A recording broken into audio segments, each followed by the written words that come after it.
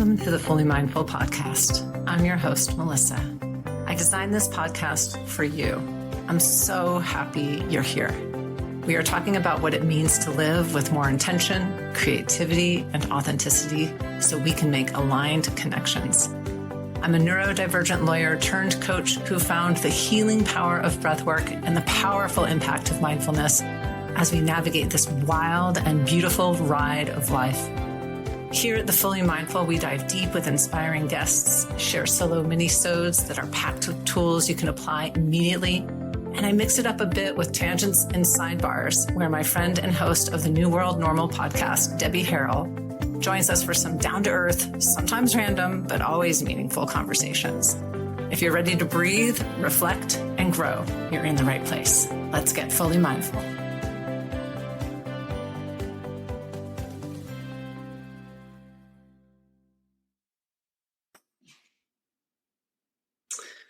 Well, hello, everybody. Today on the Fully Mindful, I'm joined by someone who truly embodies what it means to integrate purpose, service, and healing, Dawn Winalski.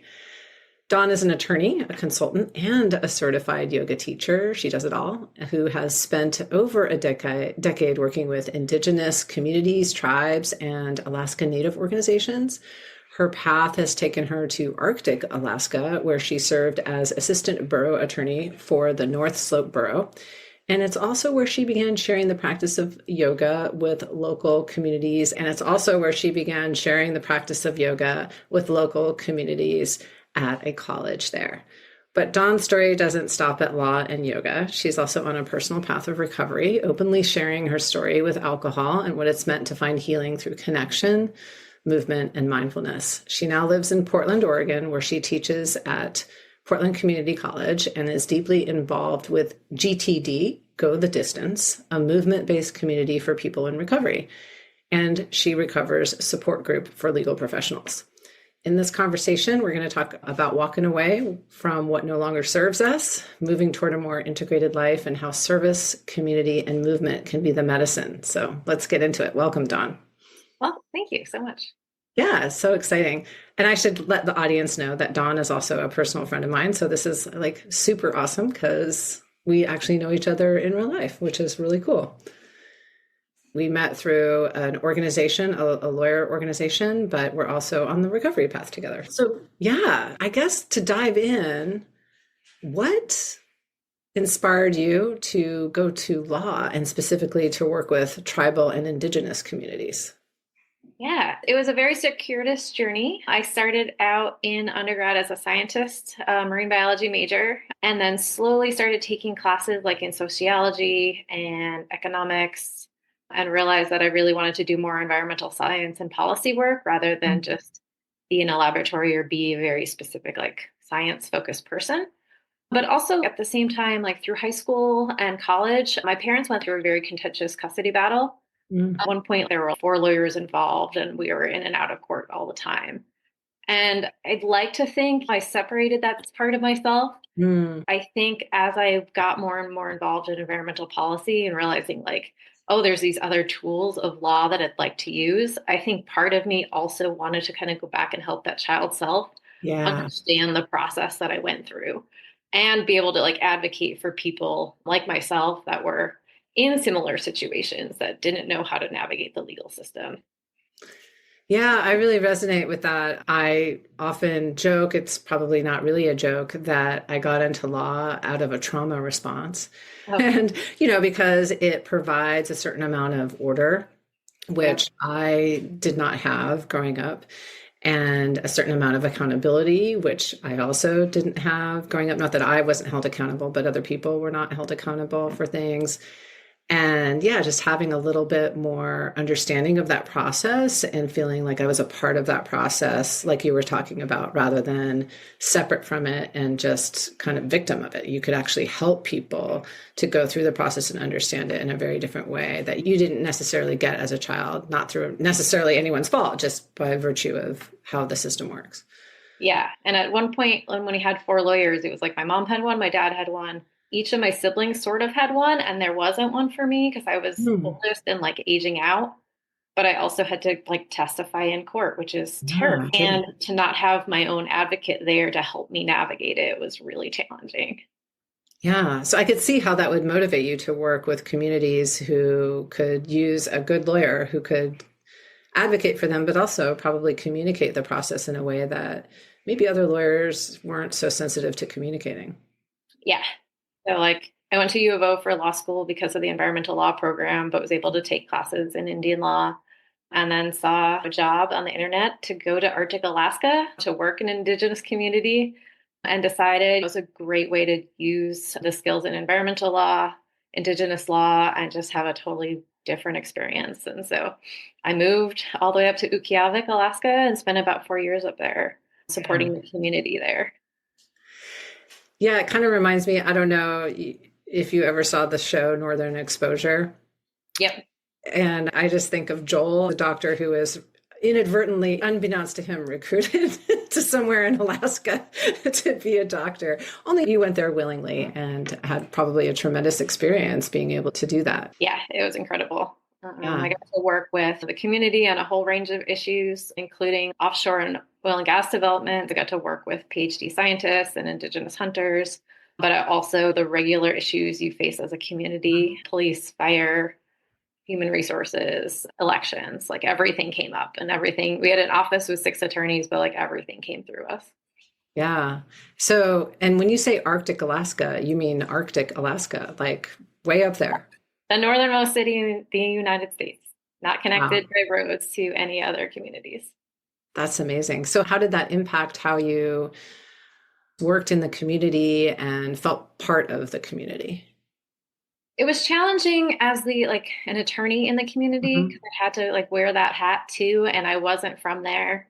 So I was able to like make friendships, but also had to kind of keep my distance in a way because of some of the contentious issues that came up.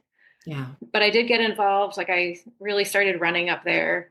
And so everyone like knew me as the runner. I had to start waving to people because after, these people would come up to me and be like, I saw you running. And I was like, okay, cool. Well, so I was just like, hi, everyone. And then I was able to connect with a few folks from the tribal college who were doing like small group yoga teaching at the time. Mm. And then the college was able to hire some folks under a diabetes prevention grant to teach yoga classes to the community. And so I was able to get involved in that. But I also like volunteered at events at the library and all kinds of different small town activities. Yeah. I have so many questions. So, you said you really started to begin running while you were in the Arctic Alaska. So, what's that like to run in Arctic Alaska, especially through winter?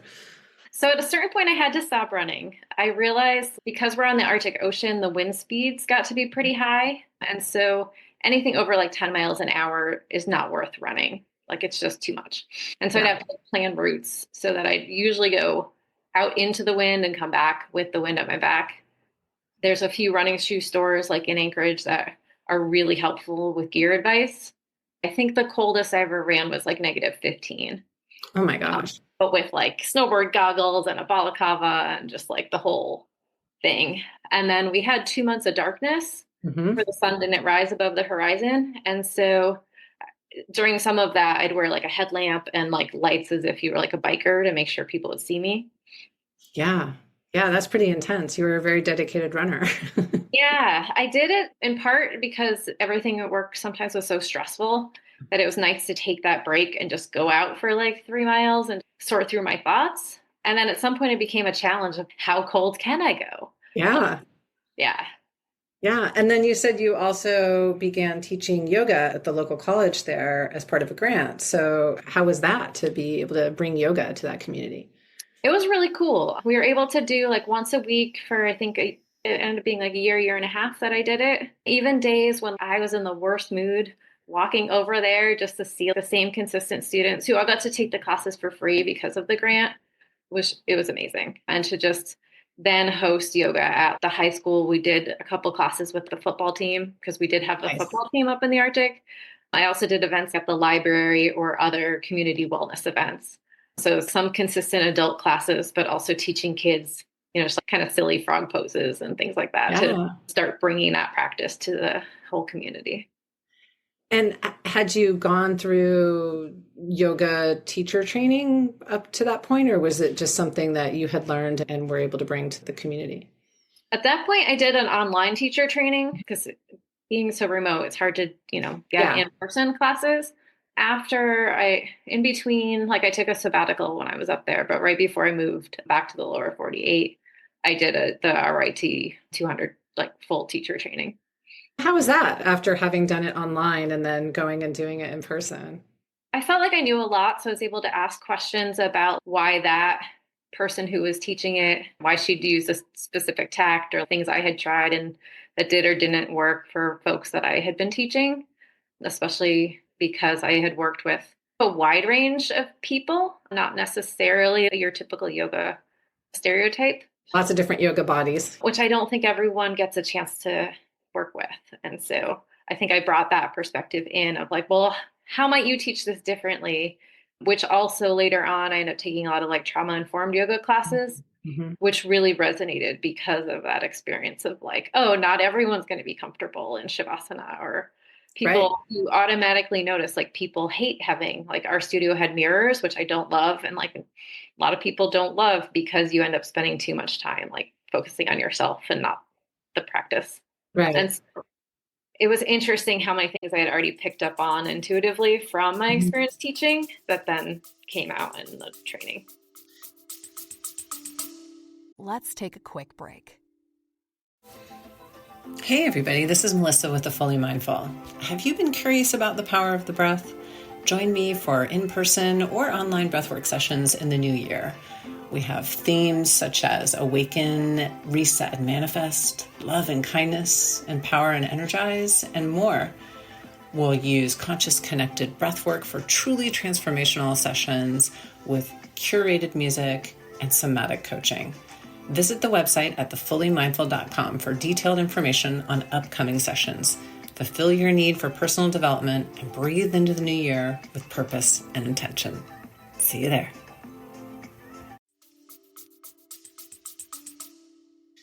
Yeah, I could see that, having taken some of those same courses, that it really makes a big difference in how you go about teaching, and certainly different than a lot of classes I've taken from different yoga teachers. We used to do a lot of Ashtanga yoga, not terribly trauma informed. It's really great yoga, but a lot of teachers will do hands-on adjustments for people, even without express permission to do so. I've experienced that in a couple of studios, and that's not always comfortable for people. It's a very specific way of doing things, and like there's one right way to do it rather than multiple ways, so that can be really different for people. Mm-hmm. Yeah, I much prefer the ones where you can have options and it's just kinder and gentler, and I too don't like the mirror, so I appreciate that. Yeah. Yeah. And I had a few days myself where like I would get there and because I knew the teacher was comfortable saying like, I'm having a very rough day. I just need to be here when I wasn't, when someone else was teaching, I just need to be here. And I may just sit in child's pose for like 20 minutes and have that conversation that now I'm able to bring to my students and say that up front of like, Yeah, you're here and all you need to do today is child's pose. Like, please do it. I don't take it personally that you're not following along. I want you to make this your own space. I think it gives people that sense, not that they need permission to do it, but it just makes them feel a bit more seen and heard for what their needs are. Yeah. Yeah. So all the while you're doing all of this, there's this thing called alcohol that's involved at some point. Can you tell us a little bit about your experience with alcohol and your path toward recovery? Yeah. Let's see. I probably found alcohol in college, like many people in the United Yeah. States. So I always had a lot of friends who just, would use it recreationally. And, through law school, I don't think I realized how bad my anxiety was. I was at a place where, we would have parties and we'd go out a lot. And then folks were often surprised at how well I did in classes for how much I was out. But I think it was a tool I used to help manage anxiety. Yeah. And when I was in Alaska, the community itself is damp. And so it means you can bring alcohol in and you can have a permit to bring it in and have it shipped up to you, but there's no stores or bars or anything locally. And I think that kind of gave myself a break in a way. So it wasn't, drinking at night at home and just, Limited access. yeah, like access was limited, and it would have been weird anyways if there was a bar in town, given how much pressure I was under as like one of the attorneys for the community. And then when I got back to, after I left Alaska and moved back to Oregon, it was just a really, really hard transition. For as stressful as it was, I knew everyone and I knew I had a lot of support. And then I got back here and just kind of moved around a lot, tried a few different jobs, nothing really worked, ended up in a relationship that wasn't great, and just like slowly started drinking more and more. So many do, right? And like you said, it's used as a bit of a solution, really, because it helps medicate the problems, right? Yeah. Yeah. You're like, I'm stuck in this job I don't like and this relationship I don't like. So I guess I will just drink tonight. Seems like a good idea in the moment. Yeah. Especially when you can't see your way out of anything else. But throughout, the whole time I had these like breadcrumbs. I worked at the DUI treatment courts that the county has and was able to see people go through recovery. It's a very intensive program where you have like supervised treatment and you have supervised UAs and the whole thing for 3 years, and seeing people come out on the other side and how like much better their lives were and how happy they were was really helpful for me. One of the attorneys I worked with in Alaska talked openly about her struggles with addiction and her experience with AA. And she'd occasionally share news articles on Facebook and books she was reading. And then I think between like around 2019, 2018, there was sort of a change in language around addiction of like, you don't, it wasn't necessarily a problem drinking for drinking to be a problem. I had already gotten to know all the folks at the Oregon Attorney Assistance Program, which was really helpful to have those contacts. There was more dialogue about mental health in the legal profession. And so it was already on my radar. Maybe I should take a break. And so I started reading more quit lit books and really exploring the idea. Yeah. People know who are listening, like that's exactly right. Like you don't have to get to disaster or the bottom to make a decision that drinking isn't working for you anymore. You don't have to go there. And I think that absolutely became more of the message probably right around the time that you started getting your little breadcrumbs. You don't have to come close to death or get a DUI. Certainly those things can happen, but you don't have to go there in order to decide that it's not how you want to live your life anymore. Yeah. Yeah. And then of course, like 2020 with the pandemic, realizing how much worse my anxiety was, how much worse the hangovers were from alcohol, which I think is also being in my 40s at that point is something that happens with perimenopause. Yeah. I was able to then start kind of the journey towards sobriety at that point. Such a rational decision. I remember way, way, way back. I've been sober for a while now, but I remember one of the first times I was trying to get sober, and I had a lot of anxiety as well. I think a lot of us do. And I was definitely managing that with alcohol for sure. But I also went to a psychiatrist, and he asked me, well, how much do you drink? And I lied. I said, oh, maybe a couple of drinks a day, like at most, but probably less than that. And he was like, okay, because antidepressants and anxiety medications don't, they interfere with that and it's exacerbated by it. I was like, oh, I'm fine. And so then he prescribed me Paxil, and let's just say you're absolutely right. It does not go very well together. So I learned that the hard way, but I think a lot of us do. I think I was probably in a bit of denial. So I don't know that well, maybe I outwardly lied to him. I just was scared that he wouldn't give me the thing that I thought I needed, So good for you for making a more reasoned decision about deciding to go on this path. Now, did you explore different options for community for helping you maintain your sobriety? Yeah. The first community I found, I just read Laura McGowan's book, We Are the Luckiest. Mm-hmm. She, like in March 2020, was one of the first, I think, that started online Zoom meetings just for, one of those that's going to happen for a couple weeks. And then it ended up going on for months and months and months. Yeah. And so I joined that community to start. And then maybe in like August of 2020, I was part of this women's running group called for Oiselle. This team called the Volet, and the founder of Oiselle, Sally, came out with that she was sober. and started a community within our community we call ourselves the Sobirds.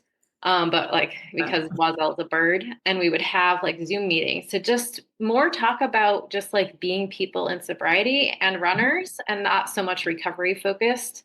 And so we'd share like favorite NA drinks and how to navigate going to like a run when there might be beer at the end of it. Yeah. But it really helped build community there. In Portland, we're fortunate that we have like a couple different recovery workout groups. We started running with Run TRG and then started working out at the recovery gym. There's a group called My Sober Girlfriends in Portland that I tried out for a bit. Then I found She Recovers, and I've been going to those meetings and those are also on Zoom. I've been going to those meetings for about 4 years. And then in 2023, I found GTD Go the Distance, and I've been running with them consistently since. Can you say a little bit more about She Recovers before we get into GTD? Yeah, She Recovers. They have an organization based in the US and one in Canada. There you have 2 meetings a day, and it's just recovery is very broadly defined. It can include alcohol, mental health, eating disorders, grief, loss, workaholism, and kind of the premise that we're all recovering from something. And you can come to these meetings. There's usually a coach who leads them with just some sort of prompt for the day. And you can talk about like that topic or just share whatever's on your mind. And it's been really great to just build connections with people throughout the country. And I even traveled up to Canada last year to meet some folks. And I actually found them because they have a small group for legal professionals. Mm-hmm. And it provided just a different way to meet other attorneys and paralegals and legal professionals broadly. That was kind of different than some of the attorney AA meetings that I had found in the beginning. Yeah, I wondered how I have not yet been to one of those meetings for the legal professionals. So I wondered how that went. Like, what kinds of topics do you focus on? Is it generally recovery and you just all happen to be legal professionals, or is it more specific to recovery issues that could come up within the legal field? The group has been really shifting over time. Our meetings recently have been pretty small, and we've been trying to figure out like what are the needs for the community. We have 300 people in a Facebook group, but not many people are able to join the calls when we do have them. They've been more small groups where we've been able, though, like 3 or 4 people, which I think is intimidating if you're a new person to join and suddenly feel like, there's no anonymity at all. You feel like you're on the hot seat to explore what it is to be an attorney in recovery. And some of us got into recovery late in our career. Some people actually got sober before and then went back to law school. Mm-hmm. To have all those different perspectives for me has been really helpful. I can see that being really helpful because there are definitely things that come up in the legal field, like other fields. It's less focused on alcohol as a way to communicate with people after work, but it's definitely got some specific issues related to it in terms of the pressures, the various kinds of pressures and the types of pressures. Not that other jobs don't, but they have specific pressures that it's helpful to have people who understand that on the same call. I could see that being really helpful. Yeah. Yeah. Do you attend the other She Recovers meetings or mostly just the ones for legal professionals? I mostly attend the main meetings just because they're bigger, and we're at kind of a once a month pattern right now with the legal professionals ones as we figure out how to get more people involved or at some point whether to just sunset the meetings. I hope you get to continue. I wonder what that's like. You said that the general meetings, broad definition of recovery, which I think is great. I have been in 12-step, which is not that, and tends to, and some of the groups that I've gone to are, I don't want to say stricter, but just have a narrow definition of, not who can come, everybody can come, but what the focus is. So it's generally focused on recovery from alcohol addiction. It's the 12-step that I belong to. And so I wonder what that's like to be among people who have different things that they're recovering from, whether it's a mental health situation or an eating disorder, or how is it to be in a group with people who have different things that they are recovering from? It's been really helpful for me to kind of understand the reasons or like the root causes of addiction, especially trauma. I learned a lot about CPTSD and like resources on navigating that because that's because of all the chaos in my family. That's sort of the root cause of things for me. And then to just share like today was really hard and here's why. And here's like the tools I was able to learn to help navigate it. I also learned a lot. Like I've read a lot about self-compassion, but had such a hard time applying it and like reading the books and just like, this is all great, but it doesn't actually apply to me kind of feeling. And then just to sit in meetings and hear people share about like either shame of things they've done or the struggles of what they're navigating and feeling so much compassion for everybody else and like, oh my gosh, you're not a bad person. Like I love you, you know. So like kind of random strangers who I've gotten to know over the years, but finally helped me realize like, oh, that's actual compassion and how can I share that on myself? Yeah, I love that because I think, I mean, for all humans, I think it's very difficult to exercise self-compassion, particularly in the West, where we're taught we have to pull ourselves up by the bootstrapped and always get things done. And we've been sort of acculturated to believing that if we're nice to ourselves, that somehow we'll be less productive or we'll slack off or whatever, which it's all ridiculous, right? That's not true at all. And it's easier to see it when you see the compassion that you feel for somebody else when they're going through something. It's like, oh, right, your heart opens for them. So why not me? Yeah. And you kind of exercise that muscle of compassion. So then you can turn it on yourself and actually use it on yourself. I love that. Yeah. And I bet you've seen that also in just a transition here in Go the Distance, GTD, the runs that you do with that particular group too. I'm sure you've developed even more compassion for others and compassion for self.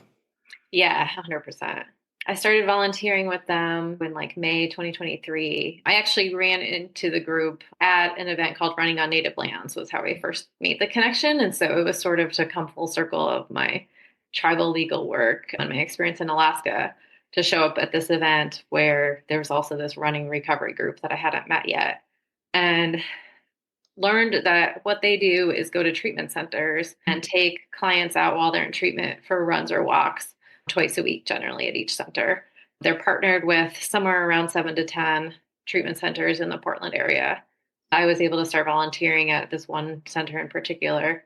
I would go once a week and just, we'd take a group somewhere between 3 and like 20 people out, sometimes to a track, sometimes just walking around the neighborhood. And I just had some one-on-one conversations, which for me is where I feel most comfortable. I'd have one-on-one conversations with people while they were in treatment about their experience and was able to share mine.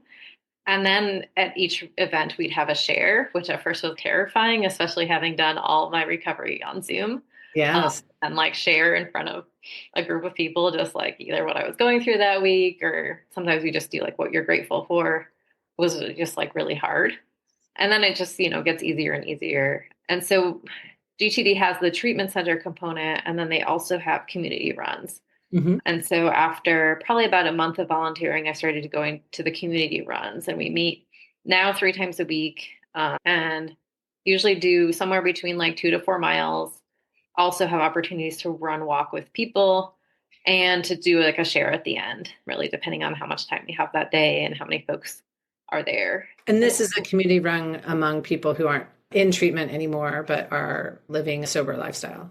Yes. And folks who are just allies in addition. So some folks who come from treatment and graduated and continued with us, some folks who just found GTD randomly and are in recovery, and then friends and allies of people in recovery. And what do you think, or what have you seen is the impact that this has on people, whether they're in treatment still or on the road of recovery and out of treatment? What impact does this have of being able to run or walk with others and have that community with movement? Having the two linked together is just so important. There's so much research on how movement helps mental health and how movement and community helps mental health. But being able to like see and build friendships, even for myself, with people in recovery has really made a difference, especially since, I did so much of my early recovery online. But, showing up once a week, knowing the same people are going to be there. And then you slowly start, maybe going out to lunch with some people and getting to know them better. It's been really helpful. We also had a group in 2023 who ran the Portland Half Marathon together. And then in 2024, we had a group who did both the half and the full. But just generally to see people who had never run before do their first 5K or do their first mile even, but then their first 5K together and then their first like 10K and their first half marathon. And for me, it was my first full, and I probably never would have done a full marathon if not for the support from the group. Seeing people get their first job out of recovery and their second job, and being able to make career transitions because, how, like for me personally, didn't know I had the community support when I needed to leave a job and try something new, to be able to talk about it once a week, to be able to share. Like I never shared in a group that like I was having panic attacks. I know it was like safe to share that kind of thing. Yeah. But when I was able to share that, find out like, oh, that I'm not the only person who has panic attacks, was able to help me have support to make decisions I needed to later on. Yeah, I can see that. And I have only participated in, I think it was a fundraiser run that GTD put on, and you were one of the volunteers at. And I think at that race, I remember somebody getting a pair of shoes, and it was profoundly moving in the sense that I believe at the time, I don't know if it's still the case, but there was a sponsorship where after you run a certain number of times with GTD, you get a pair of shoes, right? Yep. Is that still happening? Yeah. So if you do 12 runs with us, you get shoes. You also get like a t-shirt, a sports bra if you need it, socks, and a medal. Yeah. And I just remember it was this really nice presentation for somebody who that was their 12th run, I believe, was that fundraiser run. And it was just like, this is so cool, right? Like, because not only is the community here supporting this person, the GTD community, but some allies were. So, the sponsors who decided to sponsor that believe in GTD and the benefits that it gives people in the sober community. I just thought that was very moving. Yeah. Yeah. I've gotten to see quite a few of those graduations, both at treatment and out in the community. And there's a couple times when like I didn't want to go to a run on Wednesday, but I knew a couple people I'd gotten to know pretty well were graduating that day. And so it got me off my couch and out the door to go celebrate them. Right. And then not only are you getting movement, but you're getting that community, that connection in that moment, which is so much of what I think all of us need, all of us humans in recovery or not recovery officially. We all need that connection more so probably than before. Yeah. We can feel pretty alienated in the world that we live in. And so being able to get out and have that connection with people that we have something in common with or just really like is a super cool way to support ourselves. Yeah. So what is something, I guess, kind of closing in here, what's something you've learned about yourself through your work and recovery that has surprised you? I think I always knew I could do really hard things, but I think it was learning that I can also quit hard things or things that aren't working for me anymore. And I've had to do that with a few different career paths and even leaving Alaska. And, it's always hard. We're taught so much, to be strong and push through things and, stay really focused. And sometimes the hard is just too much and you need to take a different path. Yeah. And there, in that, I hear self-compassion, right? Like this is hard and it's the right decision, which is an act of self-compassion. If you could go back to your younger self, maybe the one that was going through all those difficulties as a child, anything that you would want to say to that younger self? I think just reminding her that she's always had more support than she realized. And, I've done some inner child work now where I can imagine my current self going back to support her. And that's been really helpful, but to also just realize what other allies I've had in the community, that if I had realized that I could talk to them, probably would have been helpful, but they were always there. Yeah, that's really important. Wasn't it Mr. Rogers who said, look for the helpers, right? But yeah, it turns out they were there. So I don't know, what's your favorite run or yoga pose right now? Oh, I mean, from teaching, I always like tree pose because there's so many variations. So you can make it adaptable to a lot of different bodies. For a run, I just did the Vancouver Clover run and there's like a 3 mile and I tried to see how fast I could go. Yeah. I didn't quite hit my goal because I hadn't been training as well as I had, but our focus last year, especially with the marathon, was on long distance. And it's not actually my favorite. I think because I played lacrosse and other sports growing up, that I like the variation and I like going fast. And so it was fun to just kind of try it out. Yeah, that is really cool. I just started doing some strides at the end of some of my runs, and I thought I would hate it because I'm just not a fast runner. I never have been. I just like running. And it surprised me how much I liked running a bit faster, how empowering it felt to be able to test the limit for myself. Yeah, Yeah. that was cool. So, what's next for you? What's on your hope list of projects, dreams, offerings? What do you got going on? I have a lot happening. In the fall, I started a consulting business. I work with nonprofits and tribes on capacity building, fundraising, some legal work, and some wellness programming or well-being programming, and really just trying to figure out what that looks like. And so that takes up a lot of my time. Yeah. And Hoping you're still teaching? I'm still teaching yoga. I coach lacrosse in the spring, so that takes up a lot of time, but that's a lot of fun. And so trying to like balance it as well. Yeah. How's that going, the balancing? No, some days are better than, yeah, I feel like it's like some days there's a ton of things, and other days I have been really working on like allowing myself to rest or take breaks when it's a day that it's a lighter day. Like I don't have to sit at the computer pretending to work. I can actually go on a long walk or like just sign off. Yeah. So important. I think that is a message that, or a lesson I have to learn almost on the daily. I just forget that it's okay. It's not only okay to rest, it's actually good to rest. And that just for resting's sake, for no other reason than just to rest, that we humans need to do that. And I have a tendency to forget that lesson. I do too. Well, if people wanted to find you, what you're up to, your teaching, anything more about you, how would they find you? My website is just my name, dawnwinalski.com. And I'm on Instagram at Dawn Del Sol and Winalski Consulting. Okay. I will put those in the show notes. Anything you wanted to talk about that we didn't get a chance to cover? I think we got everything. Awesome. Yeah, it's amazing what we can do in one conversation. It was so good to have you. I can't wait to hear more about your next offerings and what you have going on. So we'll make sure to circle back and see what you're up to, if you're up to it. Yeah, that'd be great. Awesome. Well, thank you very much.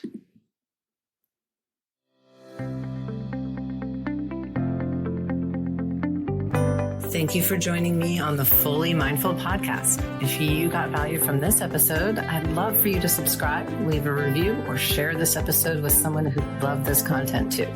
Remember, small moments of mindfulness can lead to big changes in your day-to-day life. Until next time, take a deep breath, stay present, and tap into your own mindfulness. I'll see you next week.